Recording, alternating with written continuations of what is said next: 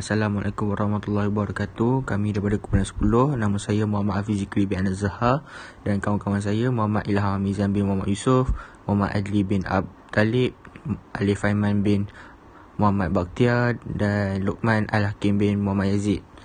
Kami ingin membentangkan tentang istilah tasawuf. Pertama ialah pengenalan kepada nama tasawuf. Dalam Islam, ilmu yang wajib dipelajari mempunyai 3, iaitu ilmu usuluddin, ilmu fiqh, ilmu tasawuf. Ilmu usuluddin ialah tauhid yang bermaksud iman, ilmu fiqh ialah perundangan, ilmu tasawuf pula ialah akhlak. Ketiga-tiga ilmu ini tidak boleh dipisahkan di antara satu dengan lain.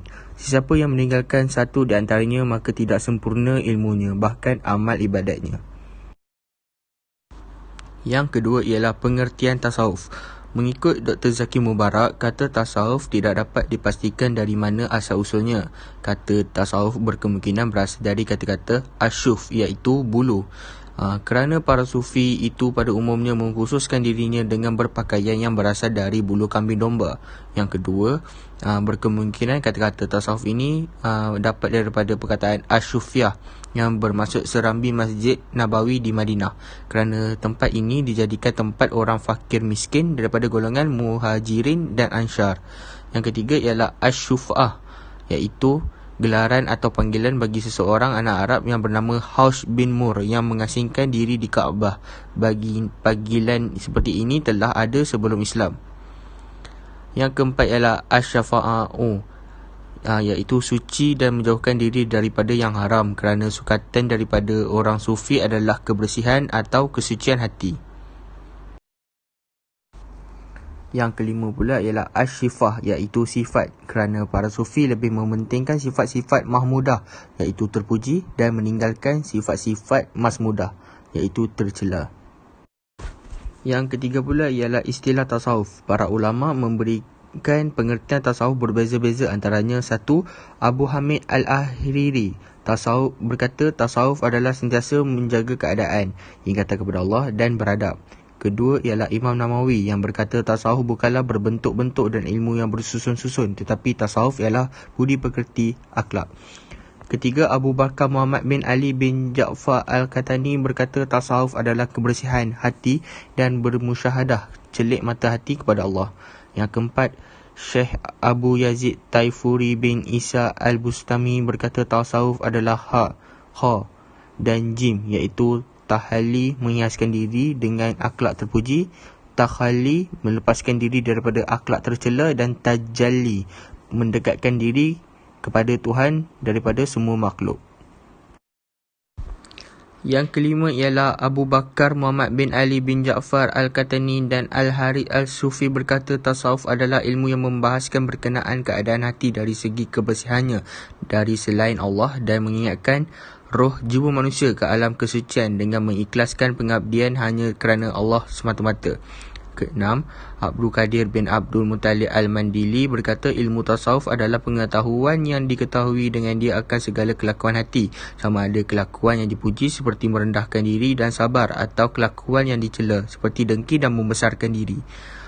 Yang ketujuh, Imam Al-Ghazali berkata jalan tasawuf adalah mendahulukan kesungguhan dan dalam memerangi hawa nafsu dan beribadah, menghilangkan segala sifat yang tercela, memutuskan segala hubungan dan menghadap dengan penuh kemahuan kepada Allah Subhanahu Wa Taala. Individu yang ke-8 ialah Syekh Abdul Hasan Ash-Shazili, Syekh Sufi besar daripada Afrika Utara, mendefinisikan tasawuf sebagai praktik dan latihan diri melalui cinta yang dalam dan ibadah untuk mengembalikan diri kepada jalan Tuhan. Yang ke-9, Syekh Abdul Al-Qadir Al-Jilani mengatakan bahawa tasawuf ialah pembersihan hati, tasfiyah dari sesuatu lain dari Allah. Yang terakhir ialah Syekh Abu Bakar Al-Qatani berkata tasawuf ialah kejernihan hati, safa dan penyaksian batin, musyahadah. Bismillahirrahmanirrahim. Assalamualaikum warahmatullahi ta'ala wabarakatuh. Okey, seterusnya saya akan terangkan mengenai maqamat dan ahwal ilmu tasawuf. Okey, kita akan ke slide yang pertama, iaitu tentang maqamat ilmu tasawuf ataupun tingkatan dalam ilmu tasawuf. tasawuf, iaitu tingkat dalam ilmu tasawuf. Okey. Pada tingkat yang pertama kita ada rada, yang mana rada ni menerima qada dan qadar dengan hati yang tenang. Maksudnya dekat sini, ketika mana kita dapat satu ujian tu, kita menerima ujian tu dengan hati yang tenang, tanpa kita tanpa kita menolak ataupun tanpa kita bertanya kenapa benda ni berlaku pada kita. Okey, yang kedua itu tawakal, yang mana kita menyerah diri sepenuhnya kepada Allah Subhanahu Wa Taala. Yang mana dekat sini tawakal ni apabila sesuatu ujian tu berlaku dekat kita, ataupun kita orang kata apa, satu ujian tu menimpa kita, kita menyerah diri kepada Allah, kita meminta pertolongan kepada Allah dengan sepenuhnya, pengharapan kepada Allah Subhanahu Wa Taala. Okey, yang ketiga itu faqir, tidak meminta lebih dari apa yang telah ada pada diri kita. Yang mana faqir ni kalau kita mudah faham itu, orang kata apa, miskin. Maksudnya kat sini kita ni tidak meminta lebih daripada apa yang Allah telah bagi dekat kita. Kita bersyukur dengan apa yang Allah bagi dekat kita. Okey, pada yang peringkat yang keempat, iaitu peringkat wara'. Okey, maksudnya menjauhi diri dari perbuatan dosa dan maksiat. Okey, wara' ni maksud dia untuk mudah kita faham ni, orang yang wara' ni maknanya orang yang dia berusaha untuk menjauhi diri dia tu daripada perbuatan dosa dan juga perbuatan maksiat. Okey. Yang kelima iaitu sabar. Sabar satu keadaan jiwa yang kukuh, ikhlas menerima sesuatu perkara yang telah ditetapkan oleh Allah Subhanahu Wa Taala.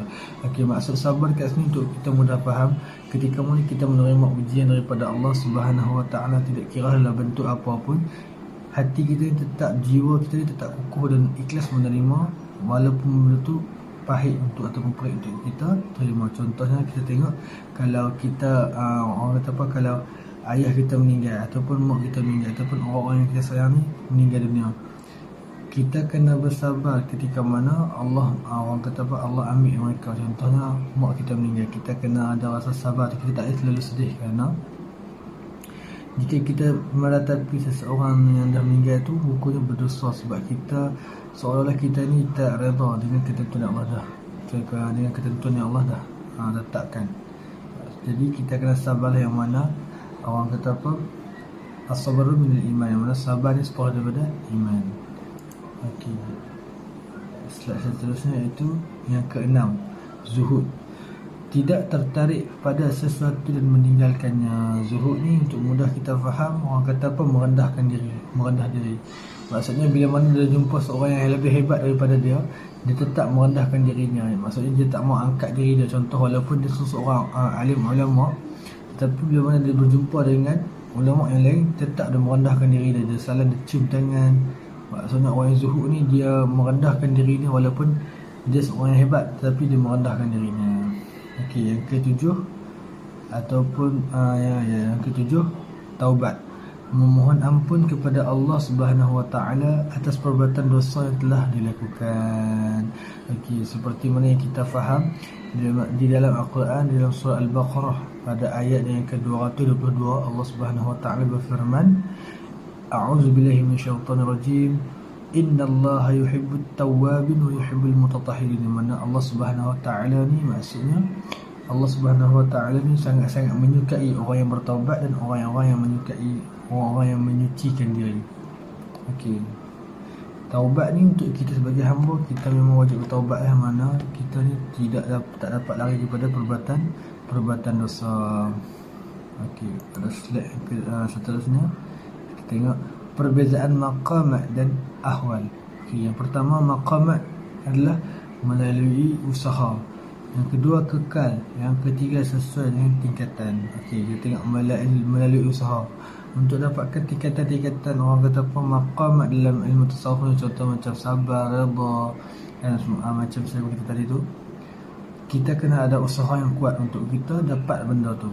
Yang kedua kekal. Yang kekal ni maksudnya bila mana kita dah berusaha dan kita dapat, orang kata apa, dapat tingkatan tu. Macam contoh kita usaha untuk redha, akhirnya Allah anugerahkan kita dapat redha dengan sesuatu perkara tu, benda tu akan kekal lama. Yang ketiga adalah sesuai tingkatan. Okey, kita tengok untuk ahwal pula. Ahwal ni adalah satu anugerah, yang kedua bersifat sementara, dan yang ketiga waktu tidak menentu. Maksud anugerah dekat sini adalah benda tu Allah bagi dekat dia tanpa dia meminta. Allah bagi dekat dia tanpa dia berusaha pun. Yang kedua, bersifat sementara. Dia tak macam dengan maqamat. Maqamat ni dia bersifat kekal. Okey. Yang slide seterusnya ialah kita tengok dekat ahwal. Okey. Dekat ahwal pula, maksudnya dekat ahwal ni kita tengok pada peringkat ahwal ni pula ada beberapa peningkatan. Orang kata pada beberapa tingkatannya. Kalau dekat ahwal tingkatan yang pertama itu muqarabah. Okey, muqarabah ni merasakan diri sendiri sentiasa diawasi oleh Allah Subhanahu Wa Taala. Maksud kat sini dia sentiasa rasa diri dia ni Allah dah tengok dia. Dia buat apa-apa semua dia yakin kan Allah sentiasa awasi dia. Bila mana dia nak buat satu benda jahat, dia yakin Allah dah tengok dia. Okey. Pada tingkatan yang kedua itu merasa takut kepada Allah Subhanahu Wa Taala. Apa-apa pun dia buat, dia akan rasa benda tu, dia akan hadirkan rasa takut diri dan dalam diri dia kepada Allah Subhanahu Wa Taala. Okey, yang ketiga itu raja'. Raja' ni bermaksud berharap kepada Allah Subhanahu Wa Taala. Okey, berharap sepenuhnya kepada Allah Subhanahu Wa Taala. Okey, yang keempat tuma'ninah. Okey, tuma'ninah ni mudah kita faham, dia rasa tenang dalam diri dia tu. Okey, yang kelima musyahadah. Maksud musyahadah kat sini merasakan bahawa Allah telah hadir dalam diri dia. Maksud dia lebih kurang sama dengan Rasulullah Muhammad. Maksudnya musyahadah ni maksudnya lebih kurang sama dengan yang mana merasa takut kepada Allah, seolah-olah Allah ni ada dekat dengan dia. Allah sentiasa, orang kata apa, sentiasa awasi dia. Okey. Slide yang terakhir iaitu nombor 6 iaitu mahabbah. Mahabbah ni bermaksud mencintai secara mendalam. Okey, mencintai secara mendalam. Contohlah mahabbah ni, orang kata apa, mahabbah Rasul. Kita rasa mencintai secara mendalam kepada Nabi Muhammad sallallahu alaihi wasallam. Okey, sekian daripada saya. Assalamualaikum warahmatullahi wabarakatuh. Saya Alif Aiman bin Muhammad Bahtiar di 1931-2047. Saya akan menerangkan tentang pengertian dan perbezaan tasawuf, tarikat dan syar'i. Okey, saya pergi bahagian pengertian dahulu. Okey, yang pertama adalah tasawuf. Tasawuf ada terbagi beberapa dari segi bahasa terbagi pada 6. Okay, yang pertama adalah al-sifat. Okay, maksudnya ini kerana seorang sufi adalah yang menghiasi diri dengan segala sifat yang terpuji dan meninggalkan segala sifat tercela. Jadinya maksud sifat ni seorang sufi yang suka melakukan kebaikan dan meninggalkan perkara larangan. Okay. Yang kedua adalah ahli al-sufah. Nama yang diberikan kepada sebagian fakir miskin dalam kalangan orang Islam pada awal Islam. Mereka adalah antara orang-orang yang tidak mempunyai rumah, tinggal di ruang luar Masjid Nabawi pada ketika itu.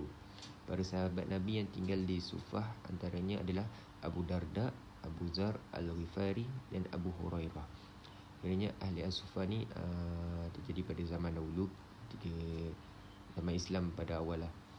Mereka ni tinggal di ruang luar Masjid Nabawi. Dia terdiri pada para sahabat Nabi lah. Okay, seterusnya adalah al-suf. Ia bererti bulu, iaitu sejenis pakaian yang diperbuat daripada bulu binatang yang menjadi pakaian kebanyakan ahli tasawuf pada zaman dahulu. Kerana pakaian jenis itu merupakan pakaian paling digemari oleh para anbiya dan para siddiqin, serta juga merupakan syiar kepada orang yang zuhud. Al-suf ni juga terdiri pada zaman Islam pada zaman dahulu, dan juga terdiri daripada para anbiya, iaitu para nabi yang suka memakai pakaian yang diperbuat daripada bulu binatang. Seterusnya Sufah bin Murrah. Dinisbahkan kepada seorang lelaki bernama Al-Ghaus bin Marw bin Ad bin Tabiqah bin Ilyas bin Marzal yang sentiasa mengasingkan diri daripada masyarakat kerana bermunajat kepada Allah Subhanahu Wa Taala di Masjidil Haram. Beliau lebih dikenali sebagai Sufah bin Murrah, utamanya ibunya yang sentiasa memanggil Sufah. Ini kisah Sufah bin Murrah. Kisahnya adalah Al-Safa. Al-Safa membawa maksud suci. Ia merujuk kepada fokus untuk tasawuf, untuk penyucian jiwa.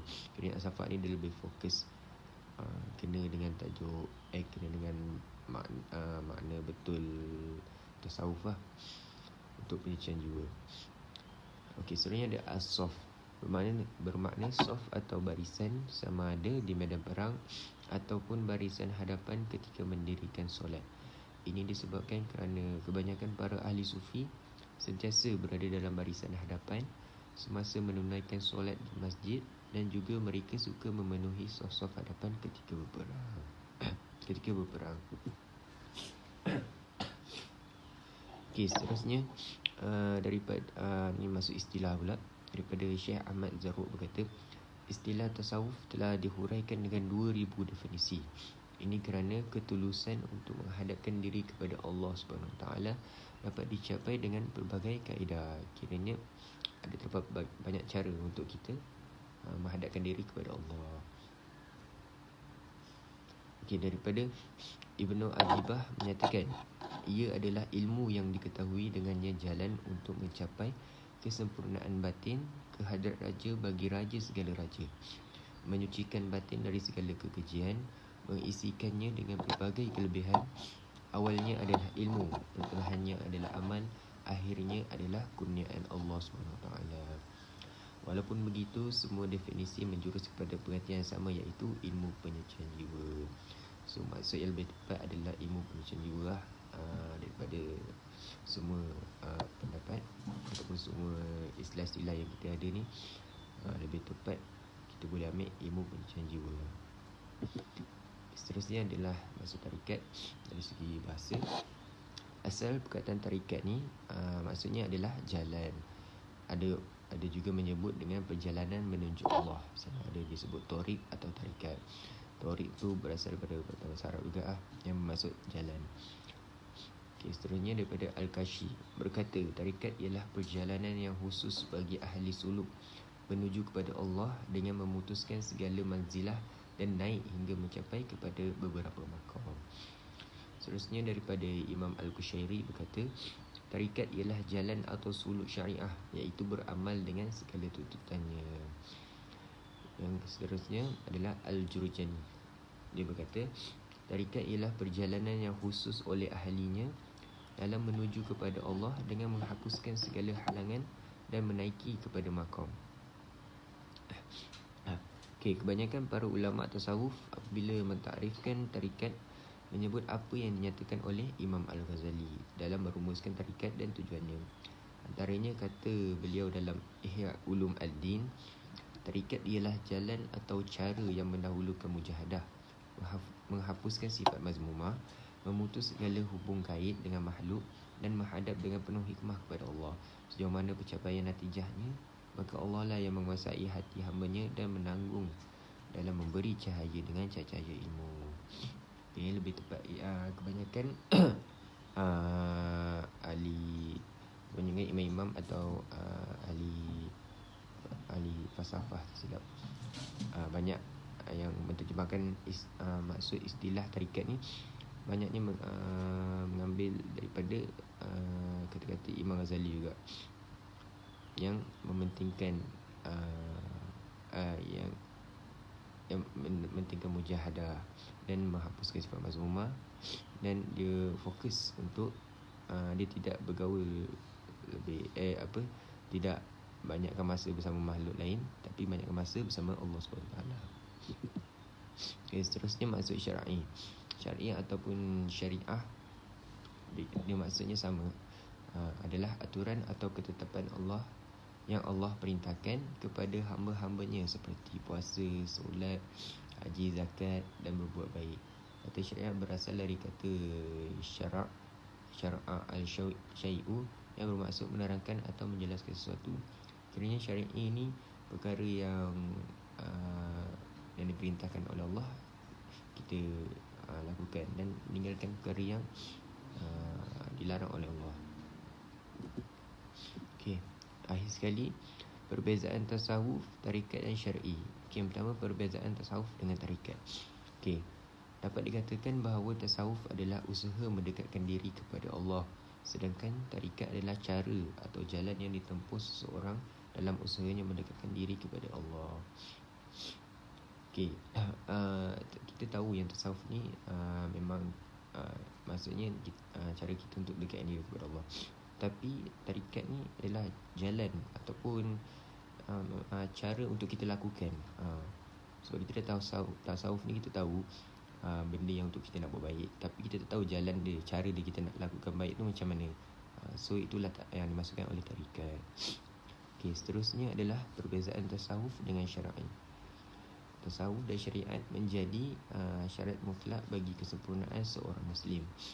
Syariat merupakan penerangan dari kelima ajaran Islam, sedangkan tasawuf berpangkal pada ajaran Ihsan. Syariat diwajibkan taharah sebelum melaksanakan ibadah. Maka untuk mampu menebus penglihatan Tuhan, tasawuf mewajibkan penyucian diri melalui pintu taubat. Okey, taharah ni maksudnya suci ya. Dalam bahasa Arab pun tahu taharah maksudnya suci ataupun bersih. So tasawuf dengan syariat ini beza dia. Kita pun tahu tasawuf ni benda yang perkara yang baik, menyucikan jiwa kan. So syariat ini dia berdasarkan kepada syariat Islam, iaitu syariat yang diperintahkan oleh Allah, yang kita tahu perkara yang baik kita boleh lakukan dan yang jahat tak boleh lakukan. So kalau kita nak buat sesuatu yang baik juga, kita perlu berpandukan syariat. So itulah perbezaan antara tasawuf dengan syar'i. Okay, sekian daripada saya.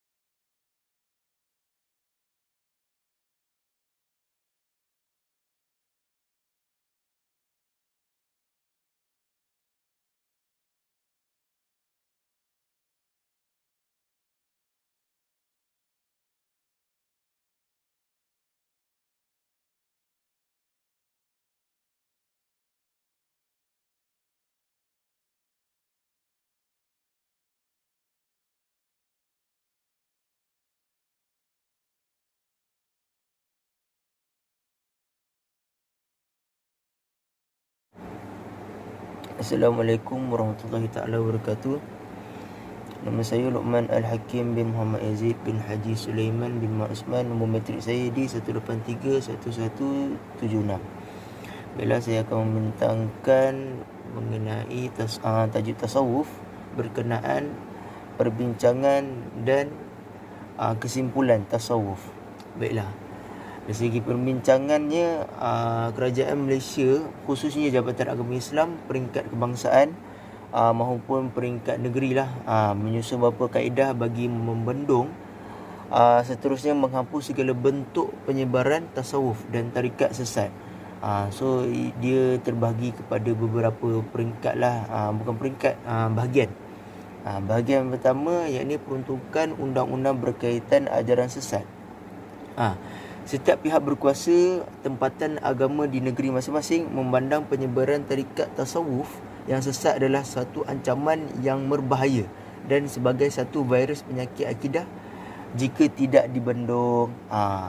Contohnya yang pernah berlaku pada 2001, yakni peruntukan kesalahan berhubung akidah bahagian fasal, yakni pemujaan salah dan fasal-fasal berhubung kesucian agama Islam, yakni pada aplikasi Takzir lah pada 2001 tu lah.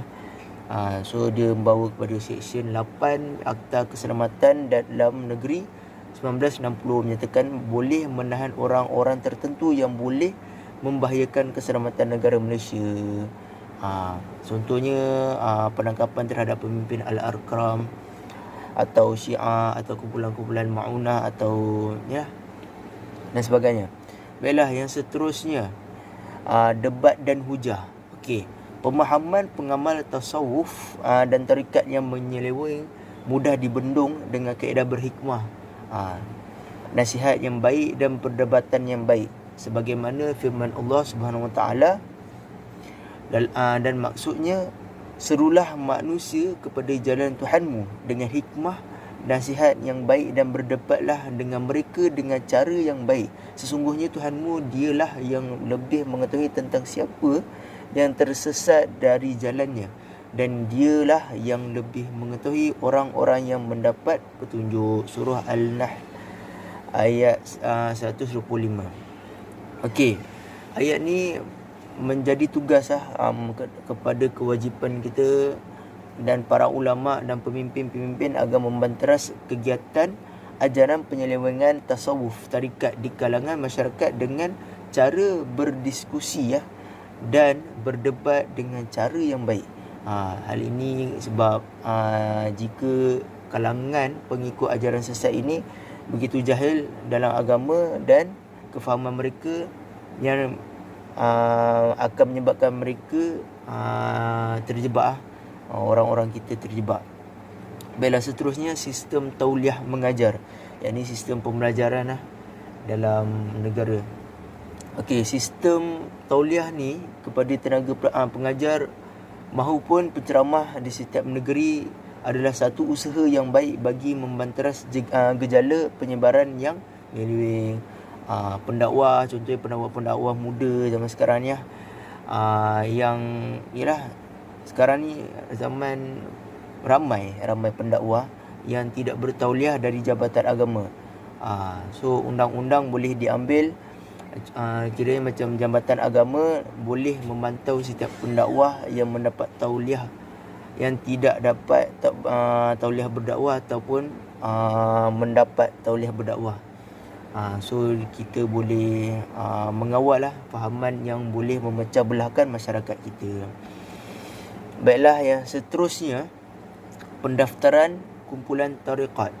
Okey, memandangkan isu serius penyelewengan ajaran tasawuf tarikat ini, maka Mufti Negeri Sembilan telah mengumbal satu enakmen yang dinamakan Enakmen Tarikat Tasawuf Negeri Sembilan tahun 2005 yang memantau kumpulan tarikat yang berdaftar dengan enakmen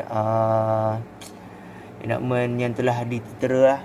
So antara tarikatnya seperti tarikat Qadariyah, atau tariqat al-Syazuliyah atau tariqat Dusuqiyah. Banyak-banyaklah tariqat-tariqat dia.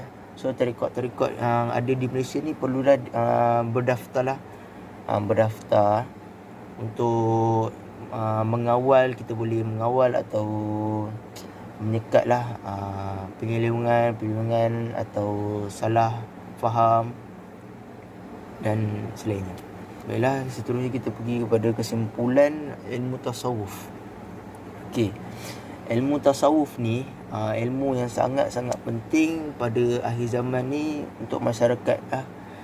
Sebab dia berkaitan dengan perhambaan kita kepada nafsu, hawa nafsu kita dan hati yang keji yang banyak dilakukan oleh manusia yang jauh daripada Allah SWT. Ilmu tasawuf ni mendidik hati agar sentiasa mengamalkan sikap ihsan untuk mencapai darjat dan maqam yang tinggi. Ia juga perlu seiringlah dengan harmoni dan masyarakat.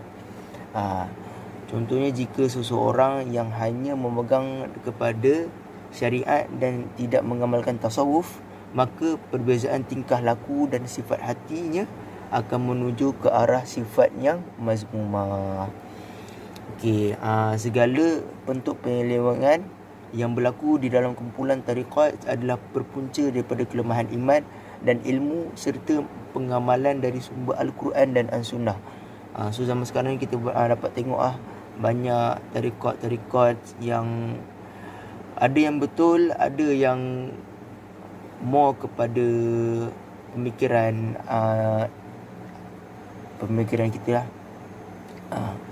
So sangat-sangat perlu mempelajari ilmu tasawuf ni sebagai insan biasa. Kita perlulah menceburkan diri di dalam ilmu tasawuf dan tariqat. Kita perlu mendalami dan mengkaji beberapa faktor, terutama sekali di dalam pemilihan guru tasawuf agar akidah tidak terpesong. Itu sahaja daripada saya. Apa yang baik itu datang daripada Allah SWT. Apa yang salah itu datang daripada diri saya sendiri. Saya minta maaf. Wabillahi taufiq wal hidayah. Wassalamualaikum warahmatullahi wabarakatuh.